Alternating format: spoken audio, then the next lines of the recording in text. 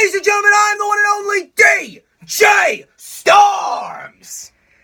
And I would like to welcome each and every single one of you back here to the channel on YouTube.com. As of course, you already know who I am, Mr. Controversy, and the operator of the best damn Twitter handle known to mankind.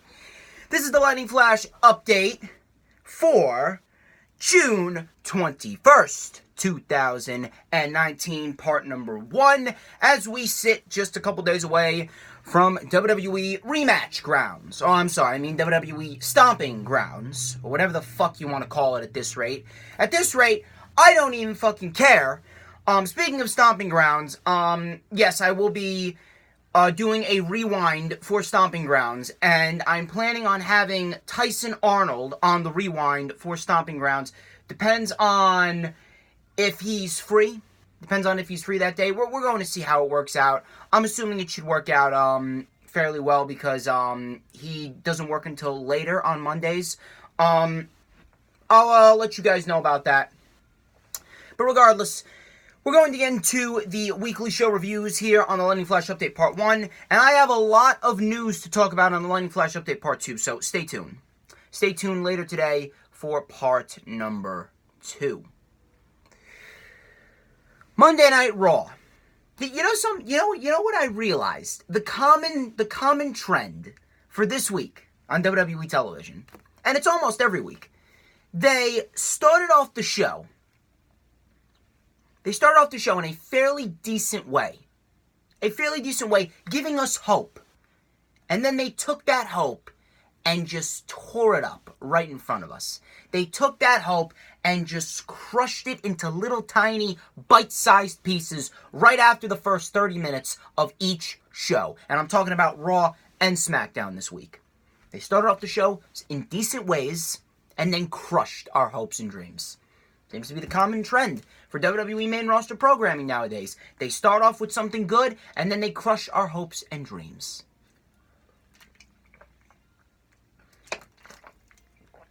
Kind of like how I crush all the morons' hopes and dreams that try and come after me and think they know more about this shit than I do. But regardless, we're going to get right into the Monday Night Raw review. It started off with Elias kicking off the show. He revealed that he was the ref for Rollins and Corbin at Stomping Grounds. Rollins came out of nowhere and attacked Elias with a steel chair.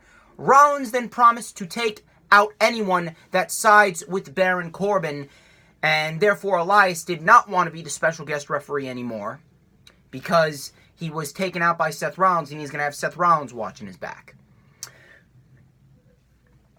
From there, we had the entrances for the Fatal 5-Way number 1 Contenders Elimination match, in which everyone hit their finishing moves on Elias.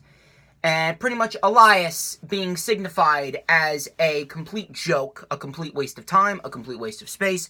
However you want to look at it, I don't care if you're a fan of Elias. You can be a fan of Elias all you want. The guy is irrelevant, and the guy will remain irrelevant as long as he is in the hands of main roster booking. This was actually a fairly decent Fatal 5-Way elimination match. Braun Strowman got the first 2 eliminations, eliminating Cesaro and eliminating Bobby Lashley. Now, during this period when Braun Strowman was just taking out everyone, I was actually fairly nervous that Braun Strowman was going to come out victorious, because I did not want to see Braun Strowman versus Samoa Joe. Maybe in 2017, but Samoa Joe right now, Samoa Joe is at his peak right now as the United States Champion. Braun Strowman is a dead character. He is just a handful of dead characters on Monday Night Raw that have no business being on television and bring the quality of the show down as we know it. But Braun Strowman was eliminated when Lashley and Cesaro aided Ricochet. Lashley with a spear, Cesaro with the neutralizer. Powerful shit by Cesaro. Cesaro was actually able to lift up Braun Strowman twice in this match. And then Ricochet hit the 630 right in the middle of Braun Strowman's abdomen. So that must have fucking hurt Braun Strowman. And Braun Strowman was eliminated by Ricochet. I'm assuming they're going to have Braun Strowman go after Cesaro or Lashley down the line. Then we had a nice back and forth between Ricochet and The Miz. This was actually the only decent part. We had a decent back and forth for about 6-7 minutes between Ricochet and The Miz, to a point where I would actually like to see a match between the two.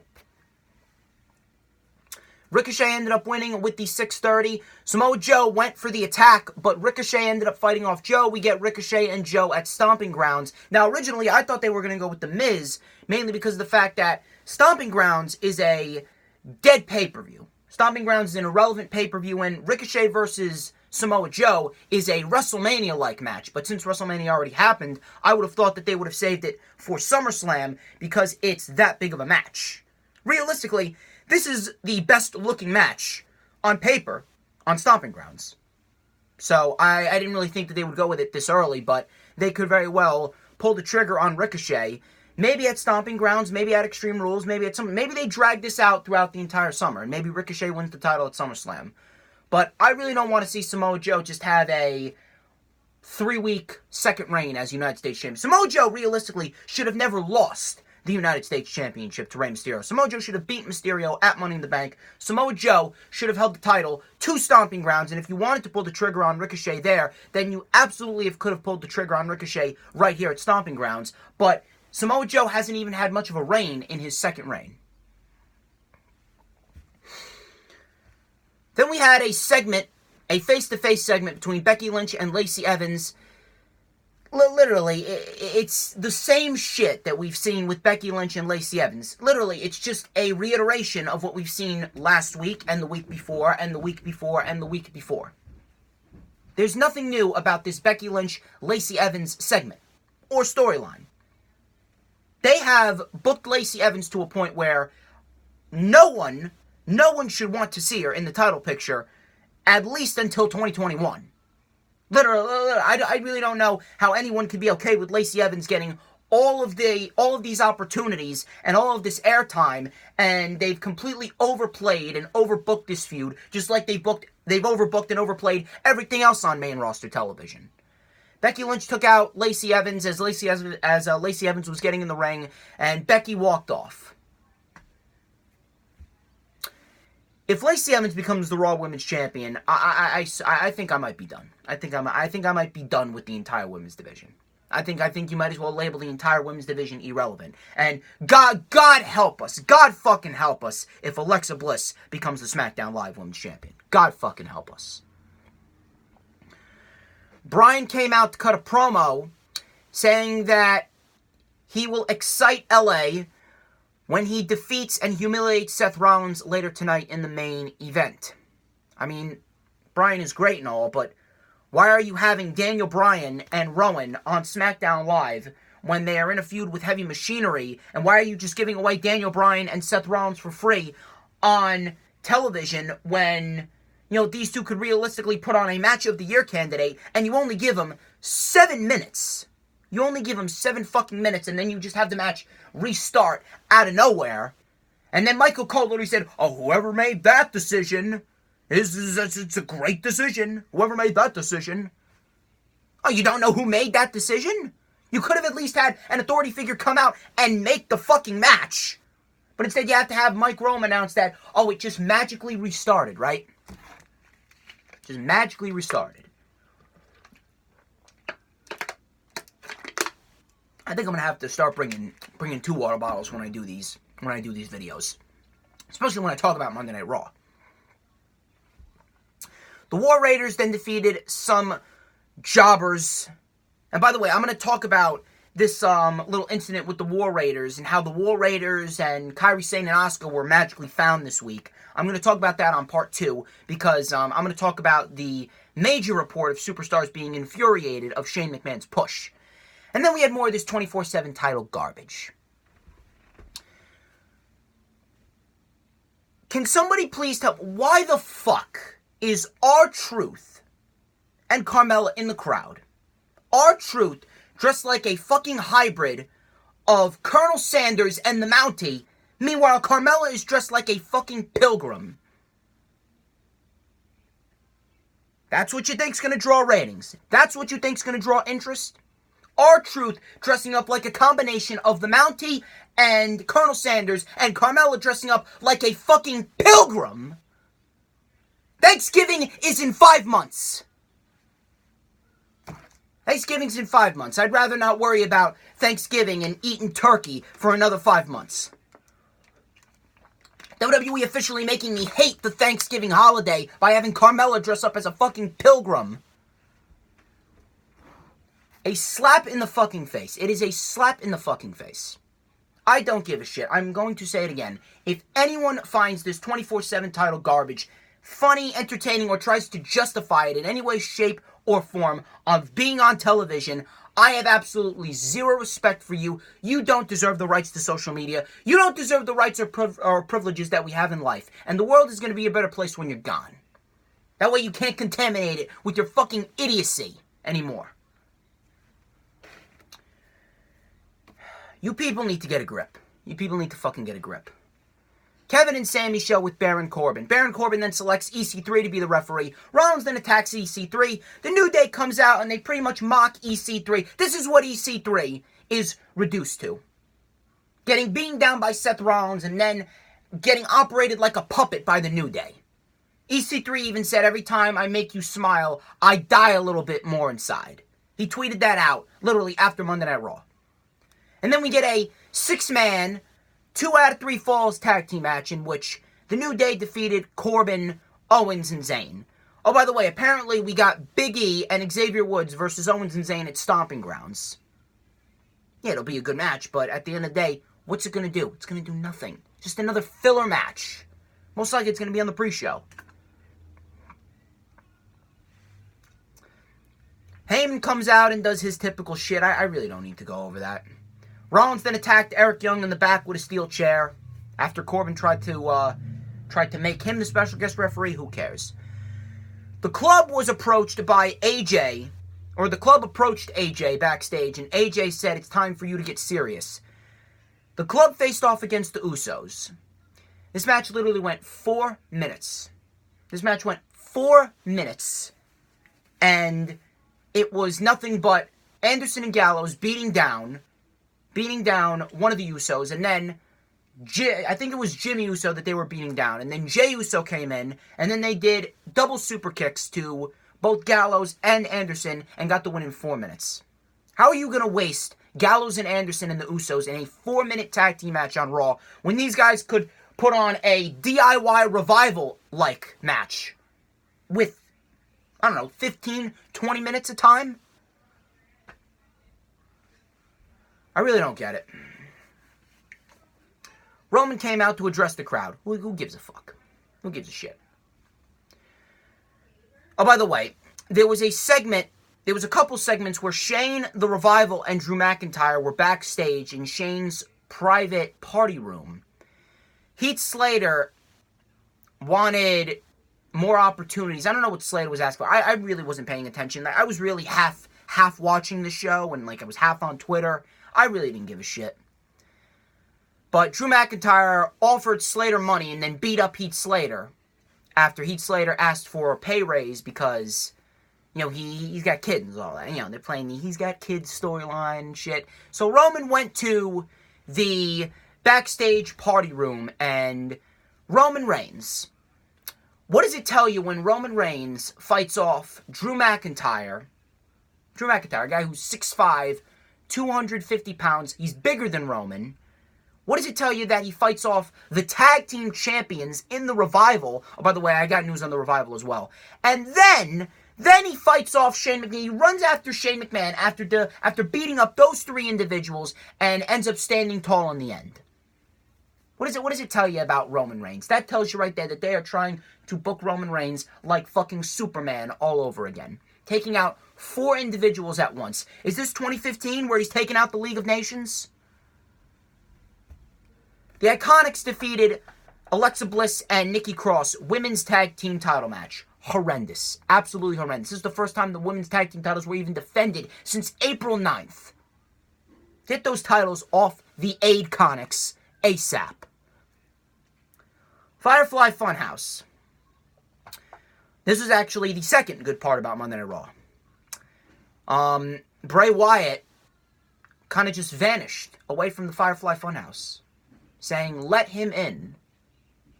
I don't know who he's going to attack. I don't know what they're going to do. But whatever it is, I am very, very interested in. Rollins and Bryan went 2 minutes, ended in a DQ when Eric Rowan attacked, and then we had a big brawl where pretty much everyone from all the major storylines going on Raw and SmackDown came out and started attacking it. Like, literally, there was the Revival, there was the Usos, there was Rowan, there was... Who was it? There was Kevin Owens and Sami Zayn and Seth Rollins and The New Day and Baron Corbin. I fucking lost track. Match restarted. It literally went 5 minutes. 5 or 6 minutes. And Rollins won with the stomp. And then Corbin attacked Rollins afterwards and stood tall. There's your Monday Night Raw. There's your Monday Night Raw review section of the Lightning Flash update.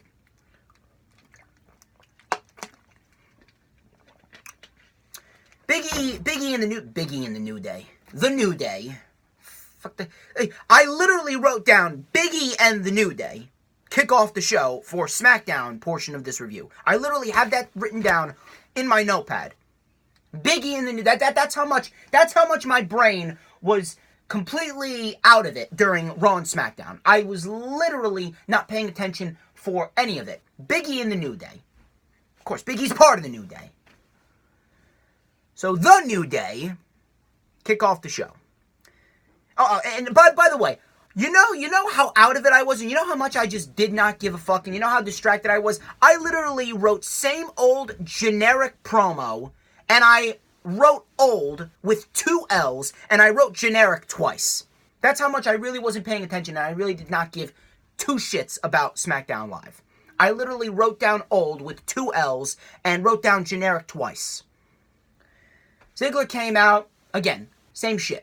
It's pretty much the same thing that we've seen every single week. Same thing with Becky and Lacey. Same thing with Rollins and Corbin. Same thing with Kofi and Ziggler. Same shit.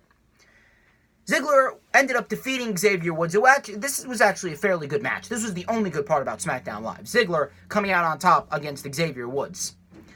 Xavier Woods actually showed off his strength here. He did a nice military press to Ziggler and dropped him into a gutbuster. Xavier Woods, very, very underrated. That's why I'm telling you, if they want to push Xavier Woods as a singles guy on 205 Live, 205 Live could really use it, and Xavier Woods would really, really, really bring some notoriety to that brand, and he would really shine. I would love to see matches with him and Nice, him and Gulak, him and Tozawa, him and Humberto. He would shine on 205 Live. Ziggler ended up winning with the zigzag, and then he tied up Xavier in the woods after he tied up Xavier in the woods. Tied up Xavier in the woods. That's how I'm like stuttering over my words, and that's how much I don't care. Tied up Xavier in the woods. Tied up Xavier in the ropes, excuse me. After he hit the zigzag, hit the super kick, and Dolph Ziggler defeats Xavier Woods. Moment of wish. Wish I didn't have to watch this show. Moment of wish, or moment of bliss, or moment of piss, or whatever the fuck you want to call it. With Bayley. Alexa and Bayley had their back and forth. This is actually a fairly decent back and forth. Alexa stood tall. Alexa stood tall in the end. It was a decent back and forth, but in the end, who cares? I mean, Alexa Bliss was pretty much saying the same thing that she's always been saying to literally everyone that she feuds with. You're jealous of me. You're jealous of me. I'm living out your dream. Blah, blah, blah. Alexa Bliss stood tall. God help us if she wins the title. In the backstage area, Andrade ended up attacking Apollo Crews. Speaking of which, can I just ask the question, where is Finn Balor? This is the second week since Super Showdown that Finn Balor has not been seen. Finn Balor is the Intercontinental Champion. Finn Balor doesn't even have a match on the Stomping Grounds card. Why is it that Ali defeated Andrade literally right after Money in the Bank? Ali hasn't been seen since the SmackDown after Money in the Bank. Finn Balor hasn't been seen since Super Showdown. Finn Balor doesn't even have a match on the card. But yet we're getting Moment of Bliss. We're getting the New Day kicking off SmackDown with the same old generic promo every single week.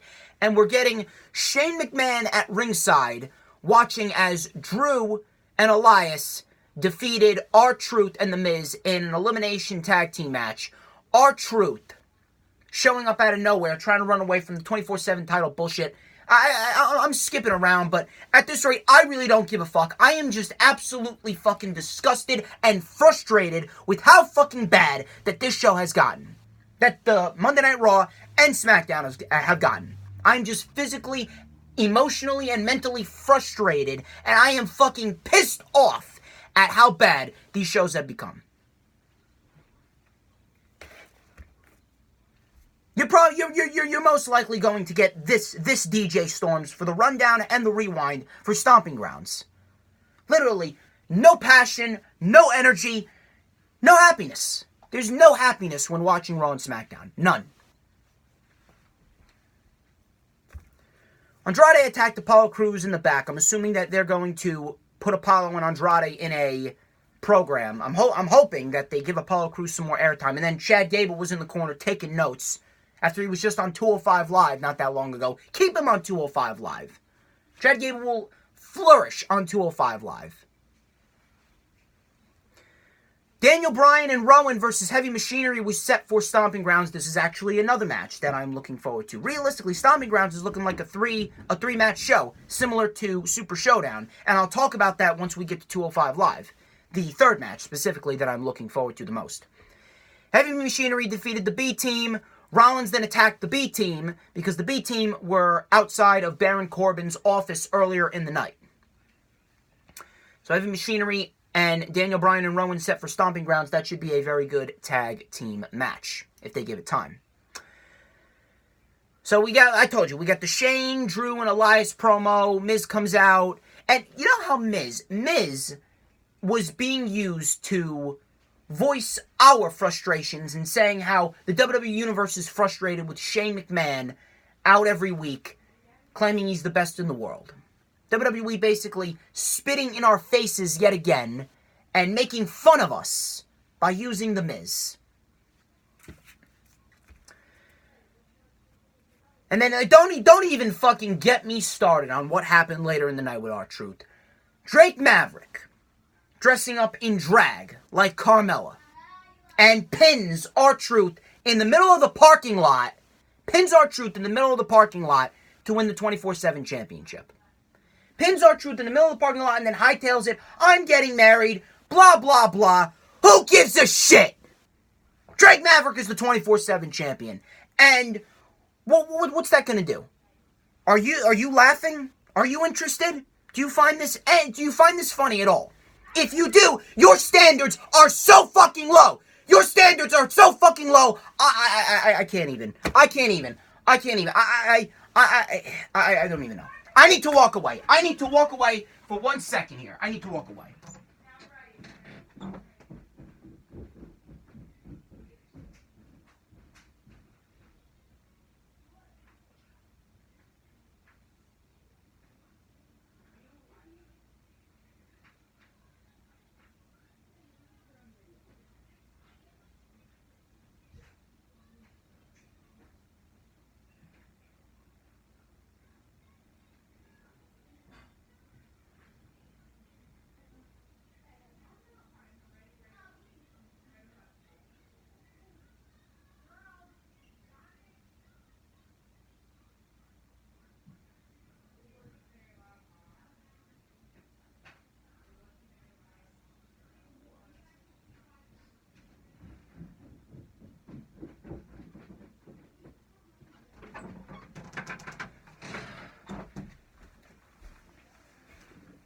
I had to walk away. I had to walk away for just 1 second.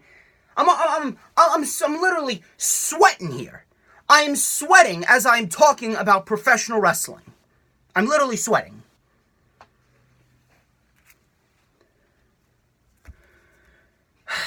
Anyway, Drake Maverick's 24/7 champion. I'm moving on from that. Next week, apparently we got the Iconics versus Kairi Sane and Asuka. We had a confrontation backstage with Asuka, Kairi Sane, and the Iconics. And apparently, I don't know, Paige said they're going to be in Tokyo next week. I don't know if that's going to be on a SmackDown or a house show. I don't know what the fuck Paige was talking about, but if Kairi Sane and Asuka win, then they get a women's tag team title opportunity. Took them long enough. Seth and Kofi then defeated Owens and Zayn, 2 out of 3 falls, tag team match. Who cares? That was SmackDown. As you could see, me walking away for about 30 seconds was more entertaining and more valuable than anything SmackDown had to offer. Let's talk about a good wrestling show. Let's talk about 205 Live. 205 Live, I would say this week it really wasn't anything too special. Really wasn't anything too special. We had the triple threat match announced for Stomping Grounds. It's going to be Tozawa versus Gulak versus Nice.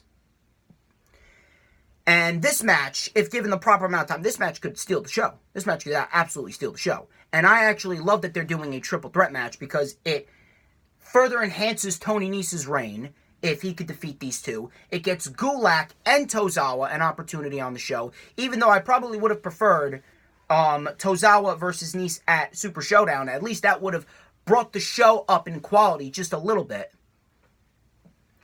Singh Brothers then defeated the Lucha House Party. This was pretty much a standard tag team match. It was really nothing special. Lucha House Party doing what they do. Gran Metalik and Lince Dorado doing the double team action. Gran Metalik flying to the outside. Gran Metalik actually crashed hard onto Samir Singh, I believe it was. Back in the ring, we had Sunil. I think it was Sunil. Rip apart Penelope the Pinata, and Kalisto was all pissed off. He ended up taking advantage, rolled up Lince Dorado for the win, and the Singh Brothers get the win over the Lucha House Party on 205 Live. We had a backstage segment with Noam Dar and the Brian Kendrick, in which Noam Dar pretty much lied about being in a different country. I don't know what he said, but regardless, the Brian Kendrick then defeated a jobber, Kendrick getting the win on 205 Live, getting him back into winning ways. Next week, Jack Gallagher actually challenged Mike Kanellis. So Mike Kanellis finally getting a golden opportunity in the eyes of Jack Gallagher. And Mike Kanellis is hopefully, I'm assuming, looking to get the win. I'm hoping he gets the win because I would actually like to see Mike Kanellis in a more prominent role on 205 Live, especially since Mike and Maria just signed 5-year deals. So they should be on 205 Live for a while now. Oni versus Daivari. Oni Lorcan versus Daivari. This was actually turning into a fairly good match. The story of this match was Oni Lorcan's left arm. Daivari was working on the arm the entire match with arm breakers, double knees to the arm. Oni Lorcan was able to fire back. We had Oni Lorcan soaring over the top rope, taking out Daivari. Oni Lorcan was feeling it. Arya Daivari out of nowhere brings a steel chair into the match, causes a DQ, and just viciously beats down Oni Lorcan on the table. I am assuming that this could very well lead to a no disqualification match down the line between Oni Lorcan and Arya Daivari, which is a very good decision. I'm actually looking forward to seeing what they do with Oni Lorcan and Daivari in the near future. We actually had Arya Daivari actually throw Oni Lorcan into the LED board. Threw him into the LED board. He threw him into the stairs. Threw him over the stairs, actually. Sent him flying over the stairs into the lower portion of the barricade. And then we had a backstage interview with Nice, Gulak, and Tozawa. Nice says that he is going to prove why he's the premier athlete. Tozawa says that Akira Tozawa is very tenacious. Akira Tozawa basically is saying that he is not going to give up. He's going to do anything it takes to become Cruiserweight Champion. Drew Gulak. I am really liking Drew Gulak's new dark demeanor. Drew Gulak basically saying that he realized that there is no hope for a better 205 Live. But there is hope for a better Drew Gulak. One who's more vicious. One who enjoys inflicting pain on his opponents. Drew Gulak coming out looking like Wolverine with the long hair, the long majestic brown beard. I'm liking this new intense Drew Gulak. If this intense Drew Gulak keeps it up, I wouldn't mind seeing Drew Gulak as Cruiserweight Champion down the line. Matter of fact, if he keeps up, he could actually end up trumping Oney Lorcan in contention for facing Tony Nese and taking the title off of Tony Nese. Is it going to be now? I don't think so. I think it's way too early to take the title off of Tony Nese. Tony Nese needs to at least hold it till SummerSlam. If Drew Gulak continues to go on this momentous roll into SummerSlam, then Drew Gulak can be the one to take the title off of Nese at SummerSlam. But right now, Oney Lorcan is still number one to take the title off of Tony Nese at SummerSlam. Because Oney versus Nese is the biggest match that you can do for the Cruiserweights. Really nothing too special on 205 Live this week. I feel it was the same thing on NXT UK as well. I feel as though 205 Live just did what they did to get by, further some storylines. I believe that we're going to get a great triple threat match at Stomping Grounds between Tozawa, Gulak, and Nese. I believe that we're going to get a phenomenal triple threat match. I expect Nese to come out victorious. I'm expecting Nese to possibly move on to Humberto Carrillo or Mike Kanellis. Because Humberto's been on a roll. And since they only have 3 weeks to build towards Extreme Rules after Stomping Grounds, it would only make sense for them to put Humberto in contention against Tony Nese for the Cruiserweight Championship.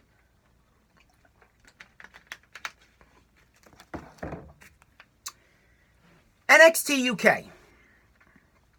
I feel as though this was only like a 2-highlight show for NXT UK. It had some decent wrestling here and there. It had a storyline, some storyline progression, but I feel as though this specific episode of NXT UK was furthering the major storylines for the future episodes since they're in the Download Festival for the next couple of weeks. Cassius Ohno defeated Kenny Williams. Decent match to kick off the show. Kenny Williams ended up fighting back a suicide dive through the ropes. We had Kenny Williams with the diving back elbow to Cassius. Cassius was working a very technical match. To start off the match. He was able to hit the Finley roll in the beginning. Kenny ended up getting some momentum back. Kenny Williams went for a springboard. Cassius Ohno draped him over the ropes and hit the rolling elbow right to the back of the neck. Kenny Williams was out. Cassius Ohno gets the win. I don't really know where Cassius Ohno's going. We're going to have to wait and see. We're going to have to find out because right now he's just floating around doing nothing, getting a few wins here and there, but he's not in any major storyline. Imperium came out. Marcel Bartel said, "We are not here to entertain you." Alexander Wolf says he could not pass the opportunity to join Imperium because it felt right. And they treat pro wrestling with respect. Walter took the microphone and talked about Travis Banks, saying that Travis Banks is a fool if he thinks he stands a chance against him. Walter says the match had been made for next week. Travis Banks ended up coming out. He says to Walter to bring everything that he's got. Next week, it is Walter versus Banks for the NXT UK title. I cannot wait to see that match. I'm actually very interested in seeing what Travis Banks and Walter have to offer. Gallus defeated The Hunt. It was Mark Coffey and Wolfgang defeating Wild Boar and Primate. Another decent tag team match. Gallus ended up getting the win. Gallus needed to gain some more momentum. Gallus is currently on a hot streak. I would assume that Gallus should be in contention for the NXT tag team titles in the UK down the line. And I'm going to talk about them in a minute because they announced it's going to be Mustache Mountain versus the Grizzled Young Veterans in 2 weeks. And it's for the tag team titles. So it's going to be over at the Download Festival. Now, I didn't think that they were going to do it this early. I thought that they were going to wait until NXT UK TakeOver Cardiff to do Grizzled Young Veterans versus Mustache Mountain Part 2. Now, they could still do it. They could still go ahead and go forth with Mustache Mountain versus Grizzled Young Veterans at NXT UK TakeOver Cardiff, but they're going to have to rebuild Mustache Mountain should Mustache Mountain lose. I don't think Mustache Mountain is winning at the Download Festival. I don't think that they're going to do a title change on a random episode of NXT UK when you got the next UK TakeOver coming on the same day as All Out. But Gallus ended up defeating the Hunt. Decent tag team match. We had Wildborn Primate doing double suicide dives. Primate ended up gaining some momentum with a back body drop to Wolfgang. Mark Coffey took out Wild Boar, sending him into the stairs. And then we had an Enziguri to the back power slam combination, and Gallus wins.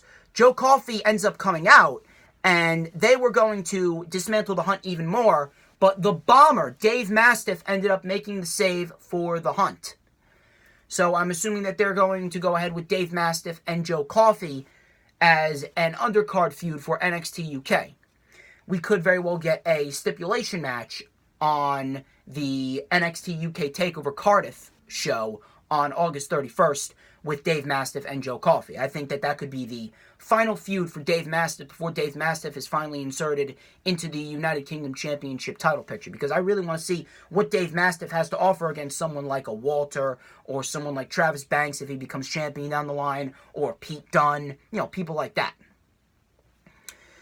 Then in the main event, Kay Lee Ray, I was actually calling this, Kay Lee Ray ended up winning the Women's Battle Royal, and Kay Lee Ray earned herself a future NXT UK Women's Championship opportunity. I believe that they're probably going to have it take place over the NXT UK tapings, mainly because of the fact that the biggest match for the NXT UK Championship title picture going into NXT UK TakeOver Cardiff would be Piper Niven versus Toni Storm. Remember that match from the first Mae Young Classic? That was one of the best matches of the first Mae Young Classic.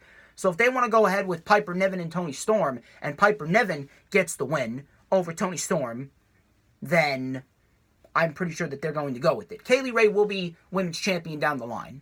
But as of right now, Piper Niven is in a feud with Rhea Ripley. Once we get that match and Piper Niven dispatches of Rhea Ripley, then Piper Niven's going to move on to the NXT UK Women's Championship. And Piper Niven is going to, my guess, beat Toni Storm for the NXT UK Women's Championship. Nothing too special going on in NXT UK either. Kay Lee Ray winning the Battle Royal was good. I'm interested to see how Travis Banks and Walter gel in a UK title match next week. We got Mustache Mountain versus Grizzled Young Veterans in 2 weeks. We had a couple of decent matches with Gallus and the Hunt, and then Cash Sono and Kenny Williams, but overall, nothing too special. It was certainly better than Raw and SmackDown, but nothing too special. NXT. This was actually a great episode of NXT. NXT, man. NXT really setting the pace for a huge summer of 2019. Undisputed Era kicked off the show. They were just bragging about taking over NXT. We had Adam Cole saying that no one's going to be able to touch us, not even Triple H. So obviously taking a little dig at Triple H. Probably Triple H told Adam Cole to say that. Velveteen Dream ended up coming out and said that his North American title would look very good if it was aided by another piece of gold. That would be the NXT Championship. Roderick Strong said that Dream doesn't even deserve to be North American champion. Matt Riddle came out. He said that, how hard did he hit him at TakeOver? Now you think that you're you're hot stuff around here. And Matt Riddle goes, he's a stallion. Matt Riddle just being a cocky layback individual that he is. Then Cole actually called out Riddle for bashing Goldberg. Cole actually said, why don't you go back to writing reviews about wrestlers from the Attitude Era, because you're living in the Undisputed Era. Tyler Breeze then came out. He said that he spoke to William Regal and a 6-man tag team match was made for later. Any 3 members of the Undisputed Era. Next week, we got Shayna Baszler versus Io Shirai for the NXT Women's Championship inside of a steel cage. And I heard a lot of people saying that it was a fucking phenomenal match. Probably going to be one of the best women's matches of the year. Can't wait to see how that turns out. Damian Priest defeated Raul Mendoza. I fucking loved Damian Priest's entrance. I love the fact that he calls himself the Archer of Infamy. Not to be confused with the Man of Infamy, which is, of course, yours truly.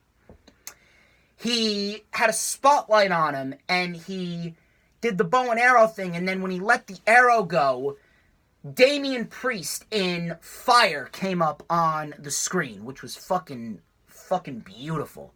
I love that effect.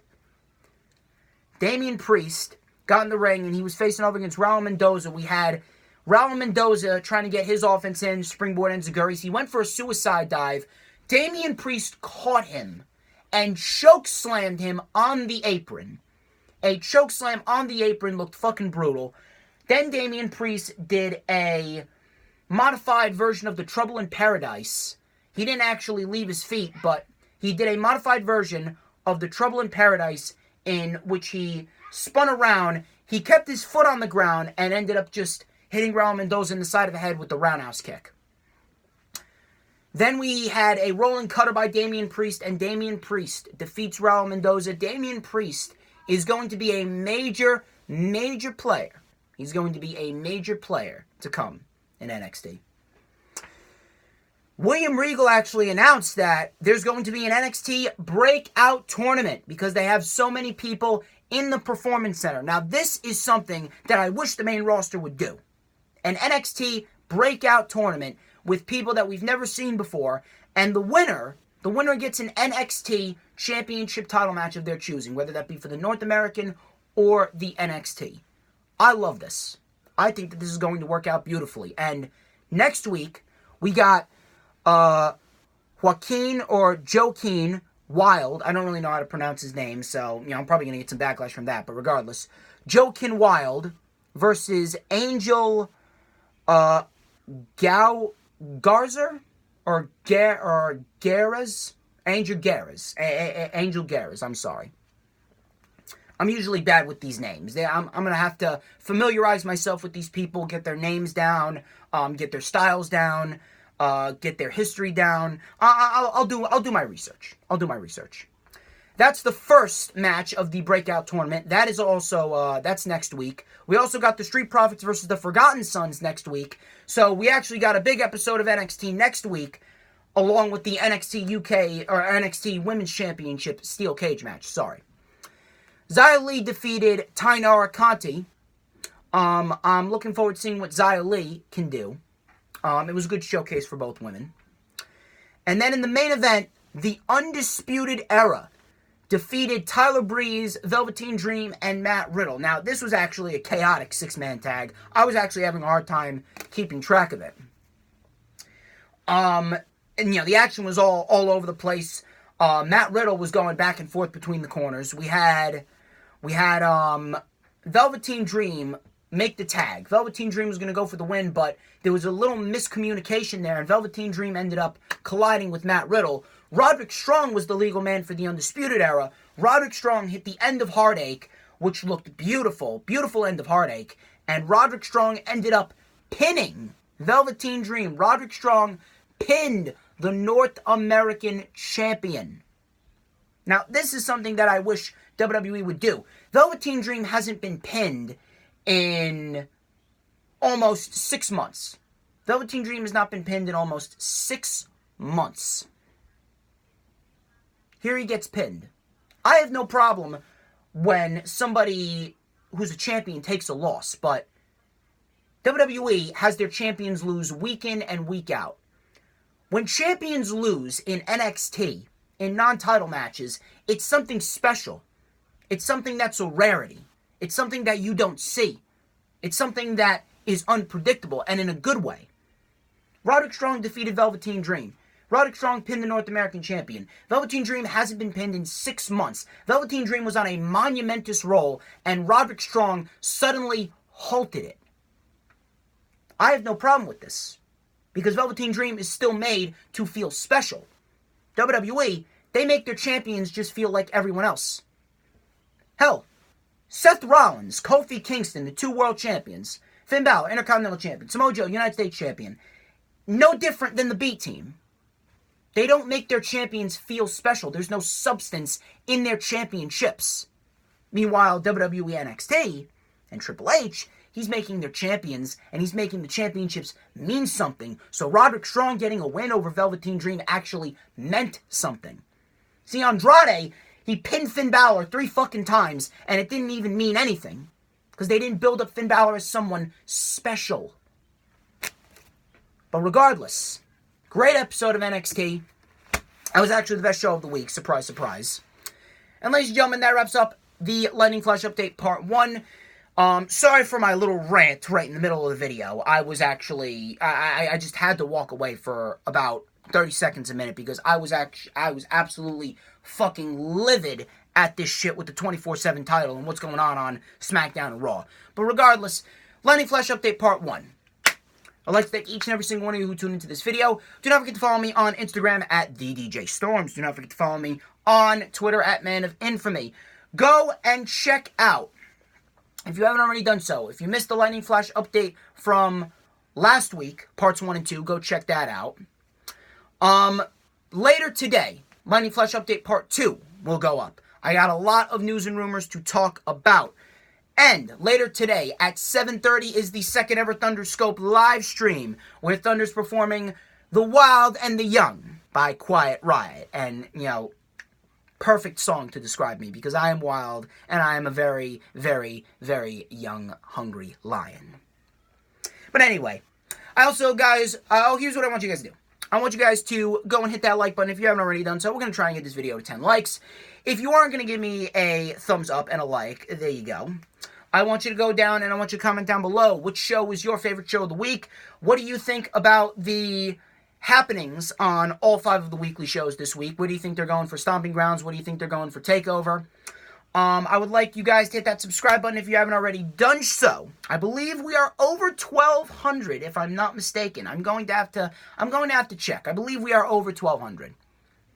I also want you to hit that notifications bell with a huge coup de grace. That way you will know whenever I pop up on YouTube. Because whenever I pop up on YouTube, it's the best time to be on YouTube. I'm DJ Storms. This has been the Lightning Flash Update Part number 1. Stick around later today for the Lightning Flash Update Part number 2.